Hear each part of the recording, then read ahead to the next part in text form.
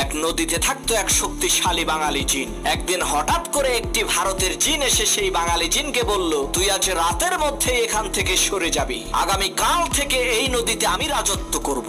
ভারতের জিনের এই ধমকি শুনে বাঙালি জিনটি একটি জেলের কাছে গিয়ে বলল, ভাই তুমি যে এই নদীতে মাছ ধরো, আজ পর্যন্ত আমি কি তোমাকে কোনো কষ্ট দিয়েছি? জেলে বলল, না তা তো দেন নাই। তখন সেই বাঙালি জিন বলল, তাহলে আজ রাতে তুমি আমাকে একটু সাহায্য করবা, আমি ভারতের এক জিনের সাথে লড়াই করব। তখন আমি তোমাকে ডাক দিয়ে বলবো, বড় ভাই আপনি আসেন। তুমি তখন বলবা, ওরে ধর আমি আসতেছি। জেলে বলল, ঠিক আছে। কথা অনুযায়ী রাতের বেলা বাঙালি জিন আর ভারতের জিনের মধ্যে তুমুল লড়াই শুরু হয়ে গেল। এমন সময় বাঙালি জিন বলল, বড় ভাই আপনি আসেন। তখন জেলে বলল, ওরে শক্ত করে চেপে ধর আমি আসতেছি। এই কথা শুনে ভারতের জিন বলল, সর্বনাশ, ছোট ভাইয়ের সাথে লড়াই করতেই আমার জান বের হয়ে যাচ্ছে, আর বড় ভাই আসলে তো আমার কেল্লা ফতে হয়ে যাবে। ওরে বাপুরে, আমি গেলাম।